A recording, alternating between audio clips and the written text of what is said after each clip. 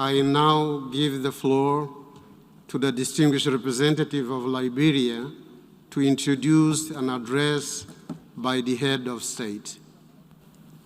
Mr. President, Excellencies, distinguished delegates, it is my distinct honor and pleasure to introduce the pre-recorded statement of His Excellency, Dr. George Manneh Weah, President of the Republic of Liberia. I thank you.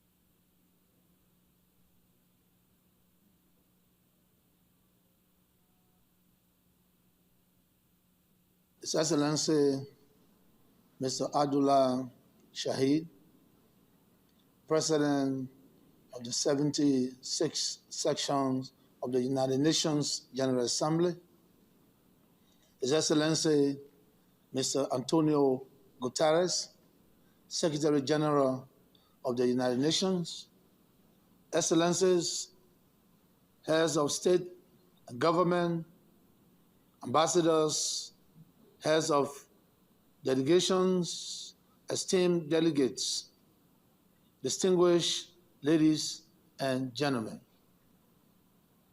I am pleased and honored to address the 76 sessions of the United Nations General Assembly on behalf of the government and people of Liberia.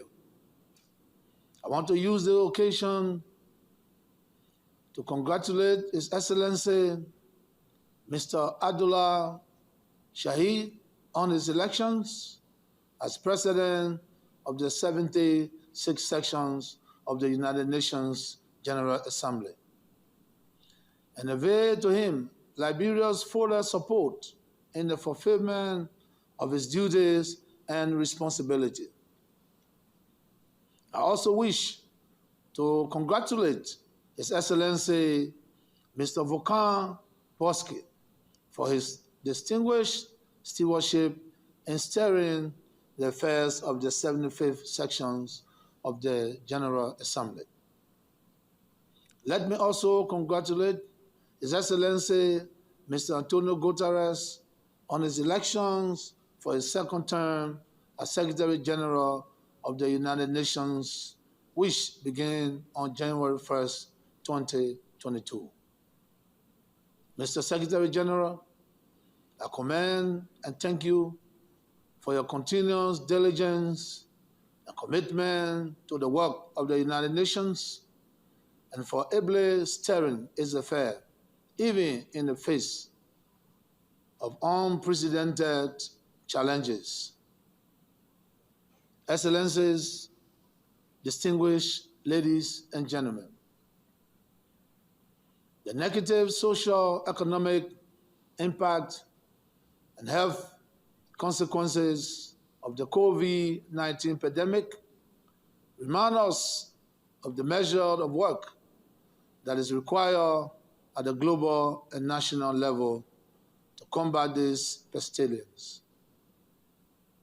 This is reflected in the theme for this 76th session: building resilience through hope to recover from COVID-19, rebuild sustainably, response to the needs of the planet, respect the rights of people, and revitalize the United Nations, and have due regards for the fundamental human rights which are enshrined in the charter of this noble institution. Meanwhile, it is important that we pay heartfelt tribute to the courageous and dedicated public health workers around the world for their continual selfless service in the fight against the COVID-19 pandemic. The world owes to them a debt of gratitude. Excellencies, distinguished ladies and gentlemen, the theme of this General Assembly also calls for a revitalization of the United Nations to make it more relevant and effective in the true fulfillment of its mandate in a changing world. This is a task that has been recognized as an imperative priority by successive previous leaders and members of the organization in recent times.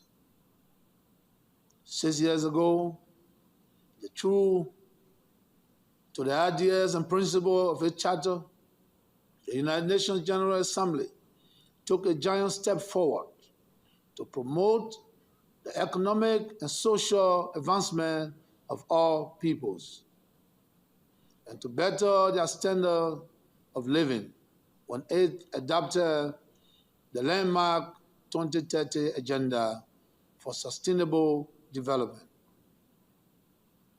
This was meant to be a global plan of action for people, planet, prosperity, peace, and partnership with the goal of eradicating poverty in all its forms and dimensions.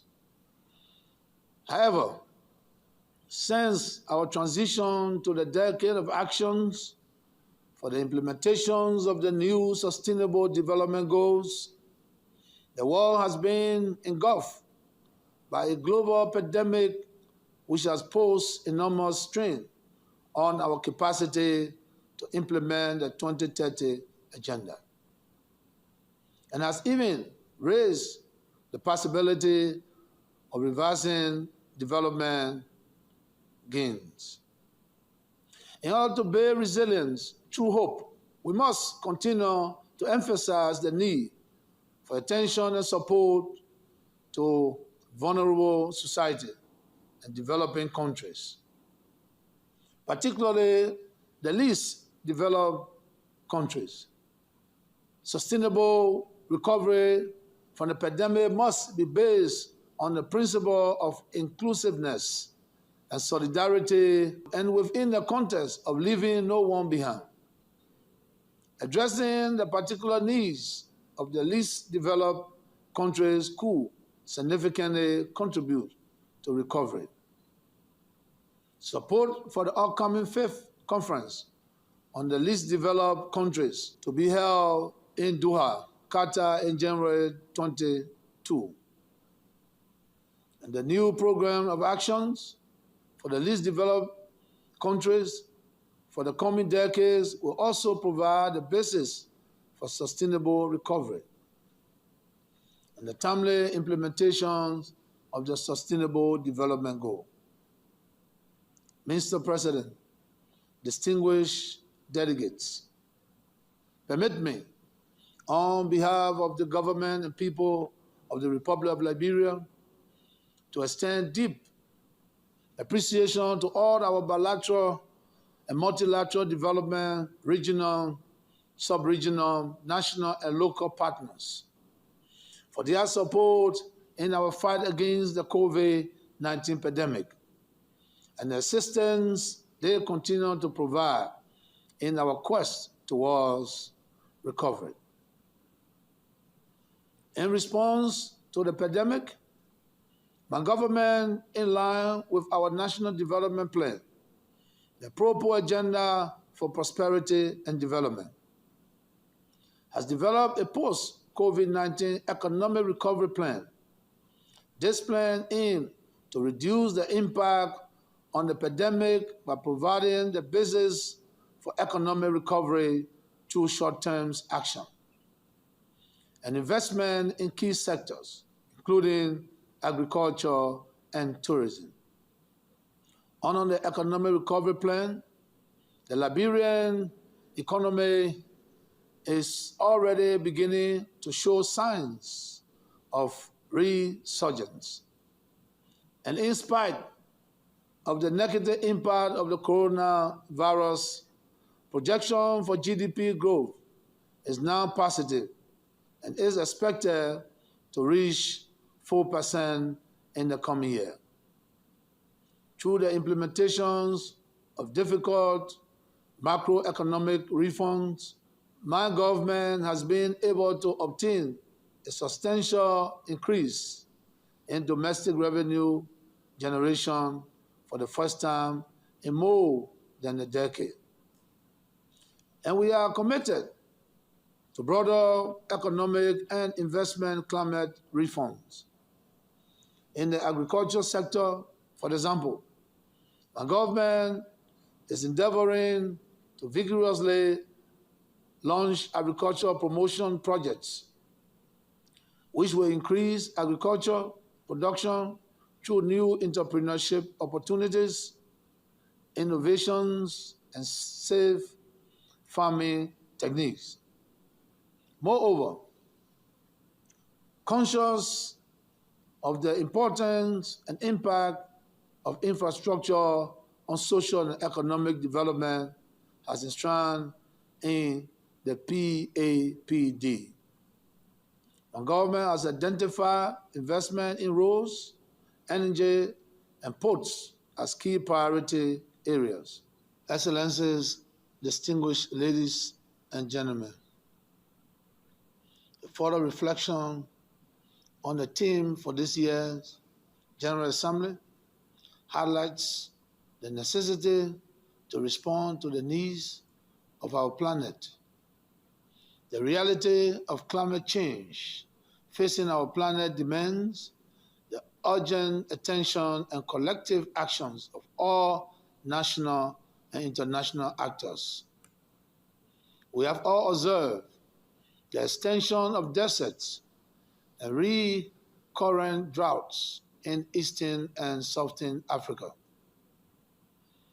The increasing intensity and frequency of storms and floods in our region, the alarming rise in the levels of the world's oceans due to the meltdown of the Arctic, and the frequency and size of the forest fires that destroy thousands of acres of arable lands and properties. These conditions threaten our survival as inhabitants of this precious earth.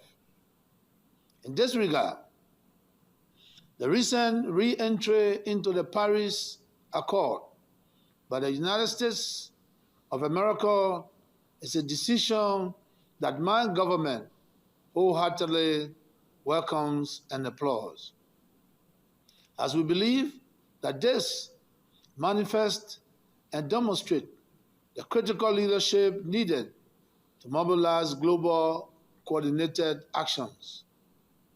In the same vein, it is noteworthy that the President of the United States of America, in the recent nationwide address to the American people on the devastation caused by Hurricane Ida, called for immediate and urgent actions to combat and reverse global warming trends.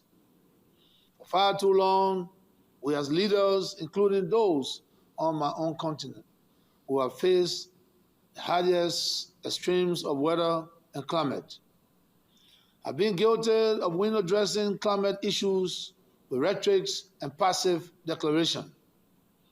Liberia humbly submits to this august body that now is the time for concerted and decisive actions. Liberia, for this part, reaffirmed our commitment to continue our good stewardship of our critical ecosystem of tropical rainforests, coastal mangroves, and interior peatlands. Our recent completed National Forest Inventory, carried out with the support of the World Bank and the Kingdom of Norway, revealed that Liberia is endowed with nearly 7 million hectares of forest, representing nearly half of the entire remaining Upper Guinea forest in the West Africa region.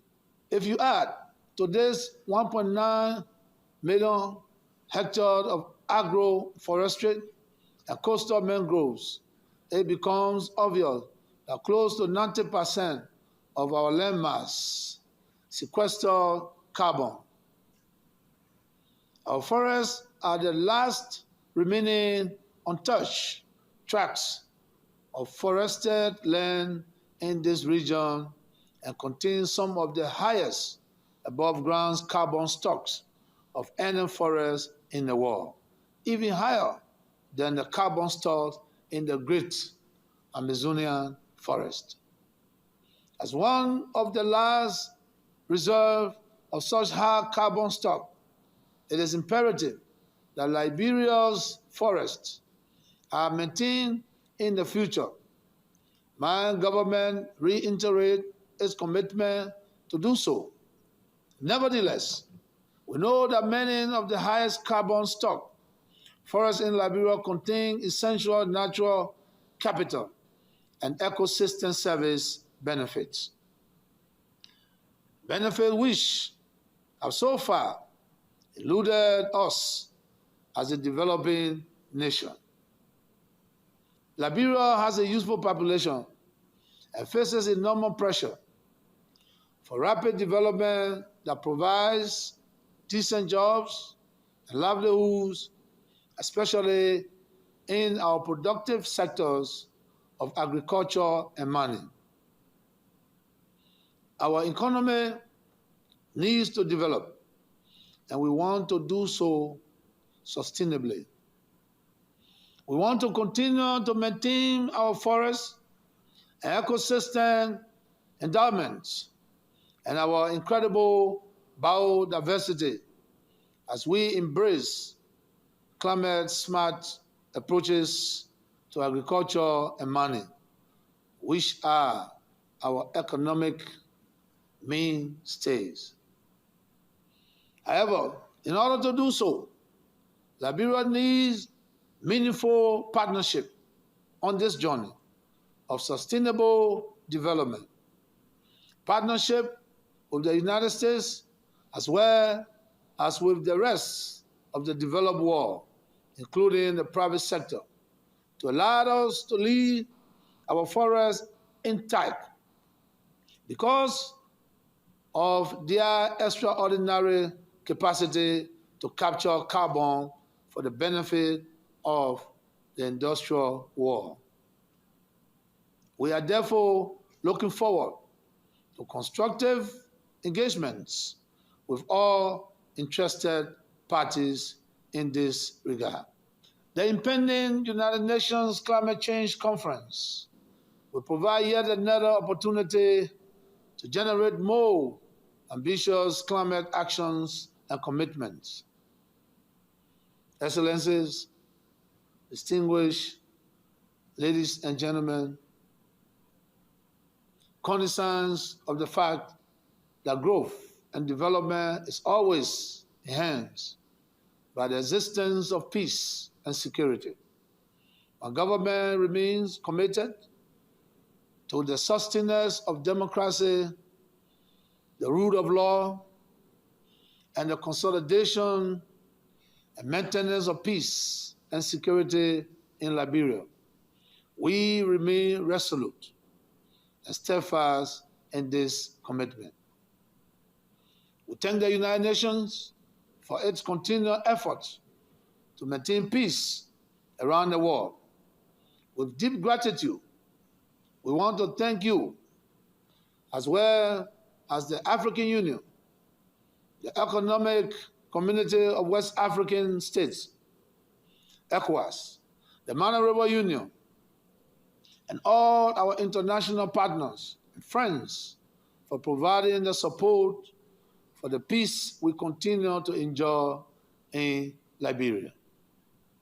We will continue to rely on that support in enhancing our capability to maintain peace in our land.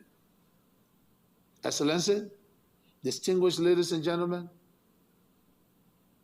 after the brutal civil war that ravaged our country and divided our people for more than 15 years, and which finally ended just over 2 decades ago, it is important to agree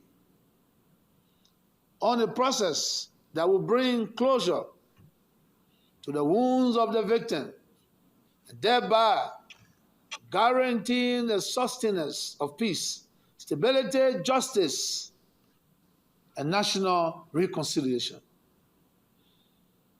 As I have mentioned during my previous address to this body, our government has already begun consultation with our national legislature, the representatives of our people in this regard. Today, we can report significant progress in that we have already received a submission and recommendations from the Liberia Senate, which is the upper house of our national legislature. We are now awaiting a similar submission from the Honorable House of Representatives, after which it is our further intention to have a wider engagement with the Liberian judicial system and with our strategic international partners and organizations. It is my hope that at the end of this consultative process, a national consensus will evolve that will determine the way forward to resolving this issue. In the meantime, we continue to encourage our citizens to utilize the Palava Hot method, where perpetrators and victims can meet in traditional community forums to resolve their issues and their differences. It is in keeping with one of the major recommendations of the Truth and Reconciliation Commission that was established at the end of the civil conflict. Mr. President, Excellency, esteemed delegates, distinguished ladies and gentlemen, let me reiterate that the way forward to a resilient post-COVID recovery must begin by ensuring that our interventions will be guided by the 2030 agenda.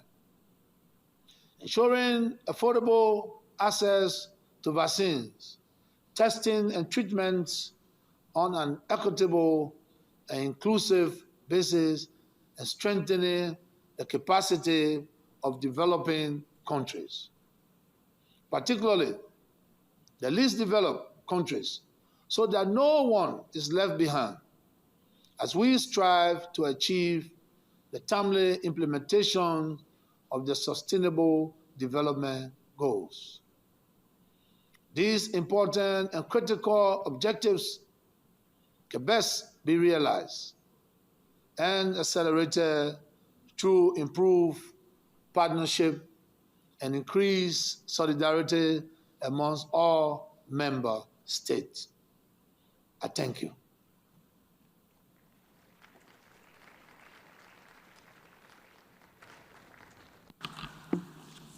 On behalf of the General Assembly, I wish to thank the President of the Republic of Liberia for the statement just made. The Assembly